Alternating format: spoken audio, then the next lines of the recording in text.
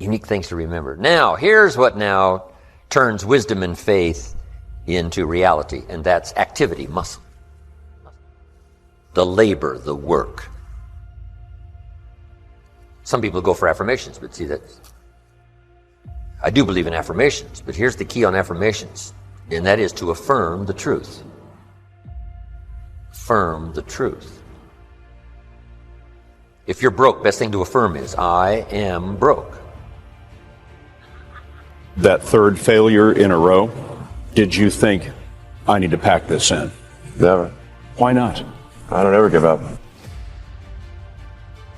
So many people try to talk me out of starting a right company. It was crazy. One good friend of mine collected a whole series of videos of rockets blowing up and made me watch those. He just didn't want me to lose all my money. We're doing these things that seem unlikely to succeed, and we've been fortunate, and at least thus far they have succeeded. Now is the time to take risk. You don't have kids. As you get older, your obligations increase.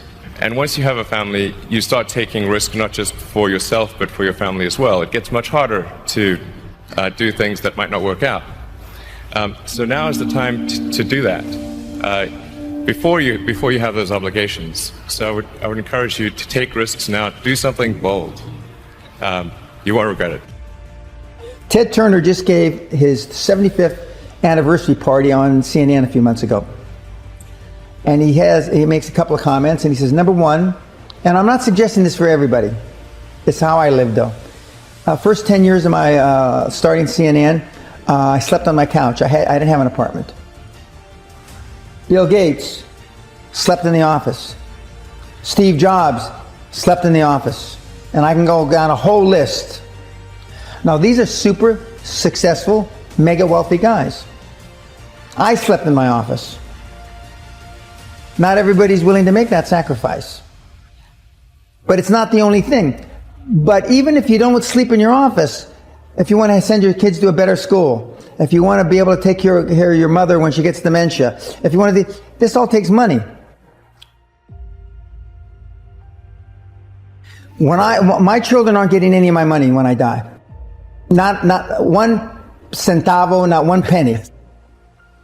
And two of my kids are cool with it. One of them's not so cool with it. I'm not going to, I think Andrew Carnegie, by the way, Andrew Carnegie, arguably the richest, most successful entrepreneur of all time, he said the best thing that you can have for a child is him to be born into poverty. And I agree. Here's a whole wide range of things that we need not lack for appetite of things to accomplish. And that's called the promise of the future. And without that promise, life becomes a little less worth living. If the promise is clear, we will pay the disciplines, we'll pay the price, we'll read the books, we'll take the classes, we'll learn the skills. So that's one of the first things, is to articulate the promise. Big job.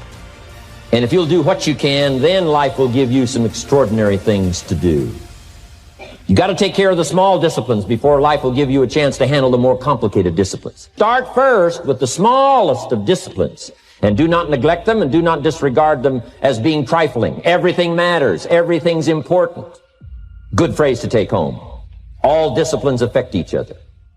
Positive side. Every new discipline affects all your other disciplines. If you'll get some new things going, make some calls you've never made before. Step up your activity level. Step up your labor level. Go for the disciplines, the smallest of disciplines, the least of disciplines. Like keeping your accounts in order. Here's number 4, get better. There isn't any of us that can't get better. So turn on this whole idea of personal development and personal growth. That was what my teacher shared with me that changed my life. I'm telling you, for things to get better, you got to get better. Don't ask for it to change out there. Ask for you to change here. Don't ask for a more favorable wind. We call that naive. Don't ask for better seed, better soil. This is the only planet you got. Just ask that you can get wiser and stronger and better. You put that up on the refrigerator where you can see it every day. It'll drive you to sign up for a class to learn a skill so that this doesn't happen anymore. Now, if that doesn't do it, reaffirm and put this up there. I'm 40 and broke. See, that's a lot more alarming. And if that doesn't work, put this up there. I live in America and I'm 40 and I'm broke. Something is wrong. Not with the country now. You don't have to build a raft. You don't have to build a raft and go to another country. Something might be wrong with your philosophy, your policy, your plan, and your strategy. So, affirm, yes, but always affirm the truth. Here's what the old prophet said. The truth will set you free. Now, here's the freedom of the truth. Number one, freedom of the truth. To correct old errors in judgment. That's the freedom of the truth. Because if you don't speak the truth, then you're likely not to correct the errors in judgment. If something's wrong, but you say, hey, it's fine, it's fine, it's fine, how are you going to correct the errors in judgment that made it wrong? See, you can't say it's fine, it's fine, it's fine, and finally it turns out to be fine. Say, no. The only way to go from wrong to fine is not by affirmation. The way to go from wrong to fine is to figure out where the errors in judgment were by speaking the truth. Something's wrong here, finding out what's wrong, making the changes. Now it can go from wrong to fine. Here's a good phrase. Affirmation without discipline is the beginning of delusion. Now here's what else the truth does. First, it sets you free to correct old errors in judgment. Here's what else it does. Helps you to set up new, easy disciplines. To turn wrong into right. To turn lack into prosperity. To turn skepticism into faith. How did you figure you were going to start a car company and be successful at it? Well, I didn't really think Tesla would be successful. I thought we would most likely fail.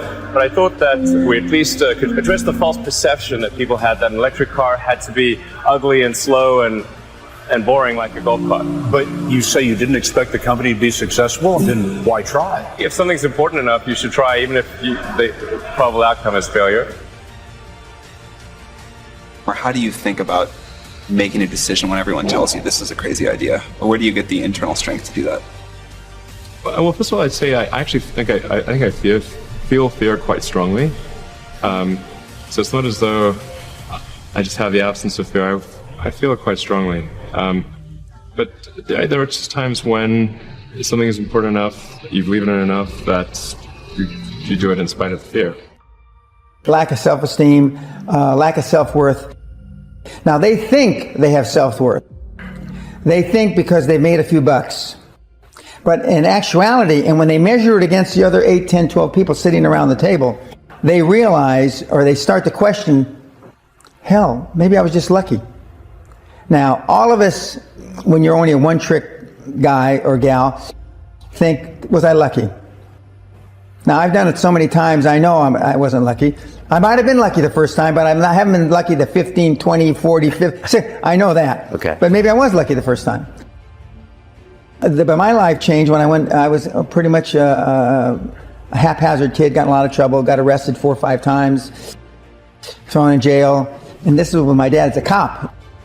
But then I volunteered for the draft in 1966 at the height of the Vietnam War. And I went to OCS, and that changed my life because it was the really first real high performance thing that I could measure myself against with other people.